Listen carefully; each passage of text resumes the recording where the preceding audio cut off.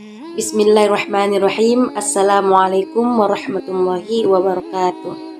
Alhamdulillahi rabbil alamin. Wa bihi nasta'in ala umurid dunya waddin, amma ba'du. Allahumma salli ala sayyidina Muhammad wa ala alihi sayyidina Muhammad.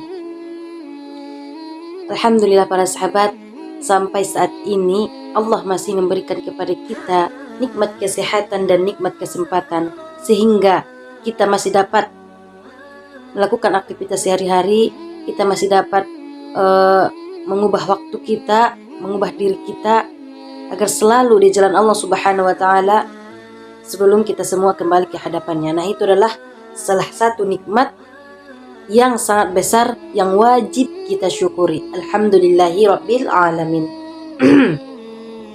Baik para sahabat, sebelum kita masuk ke materi yang akan kita bahas, seperti biasanya, jangan lupa di like, di share, dan di subscribe supaya sahabat-sahabat tidak ketinggalan materi selanjutnya, dan supaya materi kita ini, supaya amalan kita yang sedikit ini tersebar luas, banyak orang yang mengetahuinya, dan itu akan menjadi pahala jariah kepada kita semua apabila kita men-share ataupun membagikan kepada sahabat-sahabat yang lain. Itu adalah salah satu pahala jariah untuk kita semua. Orang baik itu adalah orang yang men-share ataupun mengajak sahabatnya untuk berbuat kebaikan dan mengajak sahabatnya untuk melarang kebajikan. Nah, itu dinamakan orang yang paling baik para sahabat. Baik, kita tahu nggak para sahabat, di dalam Al-Quran ada surah yang bisa melindungi kita di kuburan. Ada surah, ada ayat, 30 ayat yang bisa melindungi kita ketika kita berada di alam kubur. Itu 30 ayat, juz 29. Itu surah itu bagi siapa orang yang membaca surah ini setiap hari, ini adalah bahan ataupun nanti di akhirat ataupun nanti di dalam kubur bisa jadi penolong kita. Kita tidak disiksa. Seandainya kita sudah, misalkan kita sudah berada di dalam kubur, kita sudah ditinggalkan oleh keluarga kita, cuma kita sendiri yang ada di dalam kuburan itu. Nah, datanglah waktunya penyiksaan di dalam kubur. Ketika kita membaca ayat ini,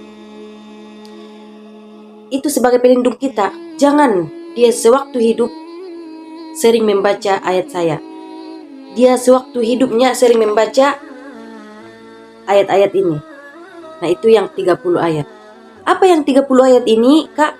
Surah apa itu? Surah Al-Muluk. Nah, seharusnya kita bersyukur para sahabat. Allah masih memberikan kepada kita hidayah. Sungguhnya Allah itu maha baik para sahabat. Allah itu memberikan hidayah.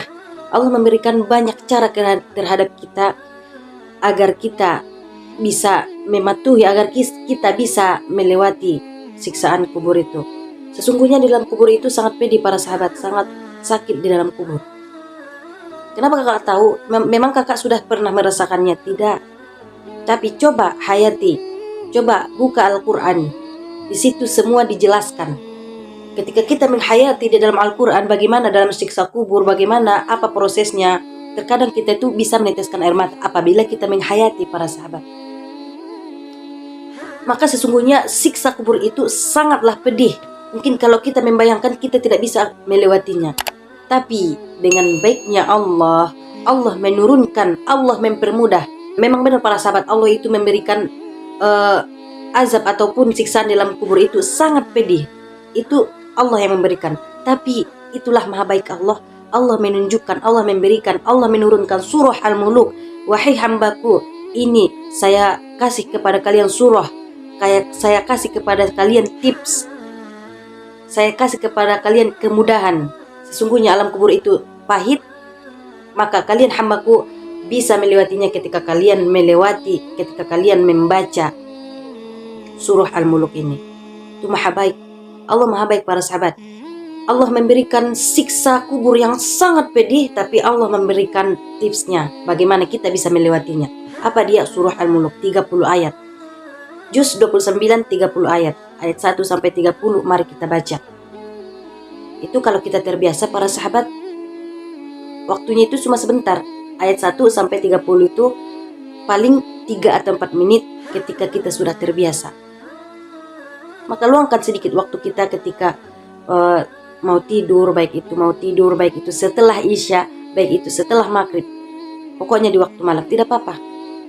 Yang lebih baik itu baca sebelum tidur. Karena kita membaca sebelum tidur, kita tidak tahu umur kita para sahabat. Mana tahu ketika kita tidur, ajal kita sudah dijemput, kita tidak lagi dikasih kesempatan menumpang di dunianya Allah Subhanahu wa taala ini. Karena banyak yang kita sudah melihat yang namanya mati dalam keadaan tidur. Nah, ketika kita mempersiapkan diri kita ketika sebelum tidur membaca surah Al-Muluk hanya 3 menit, hanya 4 menit. Nah, ketika kita mati dalam keadaan tidur, insya Allah dilapangkan dalam kubur para sahabat. Dia akan berbicara, jangan siksa dia. Dia selalu membaca surah Al-Muluk. Dia selalu membaca saya ketika dia hidup. Bahkan di akhir hayatnya, dia masih bisa membaca saya. Jangan siksa dia. Terbukti para sahabat, kita lihat di dalam Al-Quran. Nah untuk itu ini adalah sunnah Rasulullah. Mari kita hidupkan sunnah Rasulullah para sahabat. Siapa lagi yang mau menghidupkan sunnah Rasulullah kalau bukan kita? Ini adalah bukti, ini adalah nanti penolong kita. Ayat ini, surah ini, nanti itu bisa penolong kita di dalam kubur. Ketika kita akan disiksa, ketika kita akan dicambuk, maka dia akan datang. Jangan dulu siksa dia. Dia sewaktu hidup sering sekali membaca saya. Jangan siksa dia. Ini akan jadi pelindung kita para sahabat. Bagaimana caranya kita bisa tahu dia pelindungnya kita? Ya nanti kita rasakan di dalam kubur. Di dunia tidak kita rasakan. Cuma pahalanya di dunia ada, di akhirat juga ada. Jadi di dunia dan akhirat ada para sahabat. Ada untungnya di kita, pahalanya di dunia terhitung jadi pahala, di dalam kubur juga kita dilindungi. Padahal ini adalah surah yang langka, maksudnya yang jarang kita baca.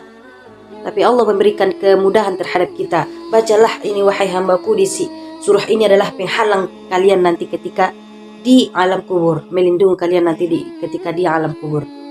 Itu para sahabat terbukti. Mari kita sama-sama luangkan waktu sedikit. Bagaimana saya akan mendirikan sunnahnya Rasulullah sementara kewajiban saya belum saya tuntaskan? Nah, ini kan sering ini jadi pertanyaan para sahabat. Bagaimana saya menghidupkan sunnah Rasulullah, kewajiban saya belum saya tuntaskan?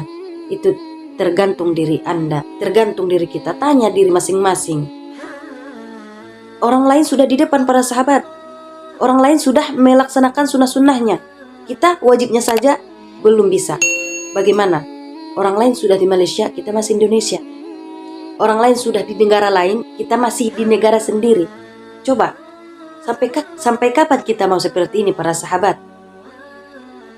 Coba tanya diri masing-masing. Orang lain sudah mendirikan sunnahnya Rasulullah, sunnah-sunnahnya. Saya wajib saja belum bisa. Tanya diri kita, sampai kapan saya akan seperti ini ya Allah? Nah, maka bertobat. Setelah rutin mengerjakan kewajiban kita, maka hidupkan sunnah Rasulullah SAW. Itu untuk kita para sahabat, bukan untuk Allah, bukan untuk Rasulullah, untuk kita. Bahkan itu adalah salah satu bukti bahwasanya Allah terhadap kita. Allah sayang terhadap kita. Allah beri kemudahan. Baca ini, baca surah ini, baca surah ini. Di setiap Al-Quran itu para sahabat, isi Al-Quran itu baik itu surah An-Nisa, surah Yasin, surah Al-Muluk, surah Al-Waqiah, pasti ada keistimewaan masing-masing. Ya nanti insya Allah akan saya jelaskan satu persatu. Untuk kali ini kita memperjelas surah Al-Muluk. Apa itu faedah membaca surah Al-Muluk? Surah Al-Muluk ini akan melindungi kita ketika di alam kubur. Akan melindungi kita. Jangan dia sering membaca saya. Maka untuk itu para sahabat, luangkan waktu kita. Ketika kita ingin tidur, walaupun itu tidak sempat ketika ingin tidur, setelah maghrib, setelah isya, tidak apa-apa. Kita baca hanya 30 ayat ketika kita sudah biasa. Ketika kita meninggalkan membaca surah ini setiap malam, akan ada rasa janggal. Oh, saya belum membaca surah Al-Muluk. Nah, baca kembali. Setiap malam para sahabat. Ini terbukti. Kita baca di dalam Al-Quran, kita cari sendiri dalam Al-Quran. Apakah yang dibilang Kak Mina itu benar? Kita membaca surah Al-Muluk, kita dilindungi dalam siksa kubur. Silahkan. Al-Quran, tidak mungkin kita semua tidak mempunyai Al-Quran di rumah masing-masing, pasti ada. Mari kita cari para sahabat. Nah, untuk itu mulai sekarang mari kita hidupkan sunnah Rasulullah SAW. Yang belum bisa menghidupkan sunnah Rasulullah, yang belum menghidupkan kewajibannya, maka hidupkan dulu kewajiban kita. Berikan dulu kewajiban kita kepada Allah Subhanahu wa Ta'ala. Setelah itu baru kita hidupkan sunnah-sunnah Rasulullah SAW. Karena itu hanya untuk kita para sahabat, bukan untuk Allah, bukan untuk Muhammad, tidak, untuk kita. Untuk itu para sahabat, mari kita sama-sama memperbaiki diri ke jalan Allah Subhanahu wa Ta'ala. Jadi nanti malam sebelum tidur coba usahakan baca 30 ayat, cuma bentar, 30 ayat. Ketika kita sudah biasa, insya Allah akan mudah, akan cepat. Nah, itu para sahabat, ingat surah Al-Muluk juz 29 ayat 1 sampai 30 ayat. Nah, itu para sahabat, mungkin sampai di sini pembahasan kita, mudah-mudahan bermanfaat. Walaupun ini amalan yang sangat sedikit, ketika kita mengamalkannya, maka rasakanlah perubahan dalam diri kita para sahabat. Kita itu sudah termasuk dengan manusia yang hidupkan sunnahnya Rasulullah SAW. Untuk itu mungkin sampai di sini pembahasan kita para sahabat. Ketika saya menjelaskan ataupun memberikan penjelasan yang kurang jelas, saya meminta maaf, bisa dikoreksi karena kita sama-sama belajar para sahabat. Mungkin sampai di sini, wabillahi taufiq wal hidayah. Assalamualaikum warahmatullahi wabarakatuh.